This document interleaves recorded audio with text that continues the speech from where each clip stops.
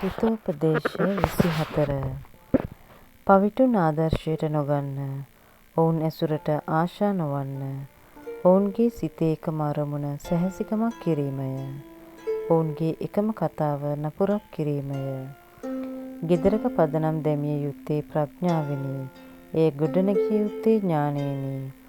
එහි කාමර අගනා සැරසිලි වලින් විසිතුරු කළ යුත්තේ බුද්ධියෙනි. පැනවතා බලවතාට වඩා උදාරය, බුද්ධිමතා ශක්තිමතාට වඩා ශ්‍රේෂ්ඨය.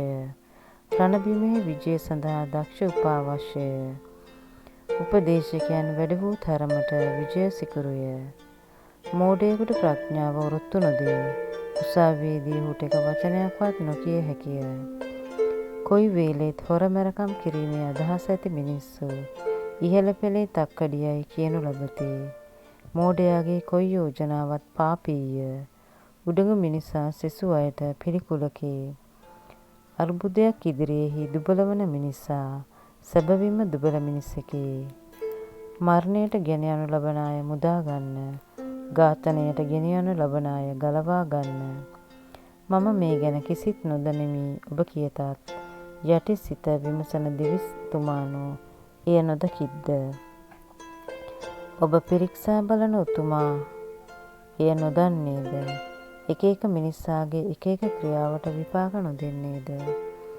මාගේ පුත්‍රය, මීපැණි ඇඟට ගුණය, කටට රසය, එය පානය කරන්න. ඔබේ ජීවිතයට ප්‍රඥාවද එසේමය. එය ලදහොත් හොඳ අනාගතයක් උදා වෙයි. ඔබේ පණ කෙන්ද නොකෙඩී පවතී. දැහැමියාගේ නිවස වටා නපුරෙකු මෙන් සැඟවී නොසිටින්න.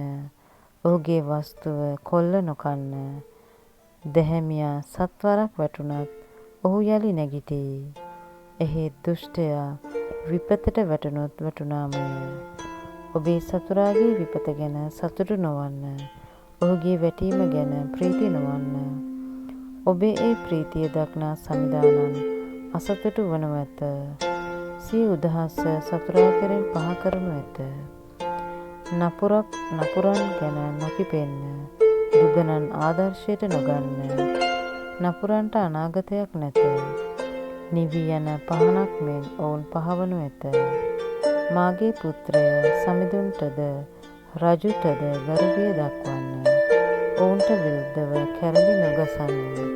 මන්ද හිටි හැටියේ ඔවුන්ගෙන් විපත පැමිණෙනු ඇත. ඒ දෙදෙනාගෙන් එන විපත්තිය කවරෙක් දනිද්ද? මේවාත් ප්‍රඥයන්ගේ කියමන්ය. අධිකරණයේදී පක්ෂපාතීව ක්‍රියා කිරීම යුතු නැත. වැරදිකරු නිවැරදිකරු යයි තීන්දුව දෙන විනිසුරුකරුට ජනතාව සාප කරනු ඇත. ජාතීන් ඔහු හෙලා දකිනු ඇත. එහෙත් වැරදිකරුට දඬුවම දෙන අය කීර්තිය දිනා ගනී. ජනතාව ඔහුට සෙත් සිරි පතති. අවංක පිළිතුර සුහදතාවේ ලකුණකි. කලින් වැඩ කටයුතු පිළියෙල කොට කෙතක් බවා සරු වනතුරු ගෙයක් දොරක් තනා පවුල් වීමට නොසිතන්න. හේතුවක් නැතිව අසල්වැසියාට විරුද්ධව සාක්ෂි නොදෙන්න. ඔහු ගැන බොරු සාක්ෂි නොකියන්න. ඔහු මට කළ දේම මමත් ඔහුට කරමි. ඔහු කළ දෙයට සෑහෙන පලියක් ගනිමි නොකියන්න. මම අලසයාගේ කෙත ළඟින්ද අනුවණයාගේ මිදිවත්ත අසලින්ද ගියෙමි. එහි හැම තැනම කටු පඳුරු වැවී තිබිණි. මුළු ඉඩම කහඹිලියා වලින් වල් බිහි වී තිබිණි. ගල් තාප්ප බිඳ වැටී තිබිණි. මම එය හොඳින් බලා තේරුම් ගනිමි.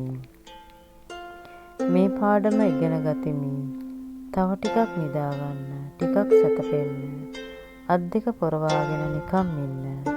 එවිට ඔබ වෙත දිරිඳුකම සොරකු මෙන්ද හිඟකම අවිගත් කෙනෙකු මෙන්ද පැමිණෙනු නියතය.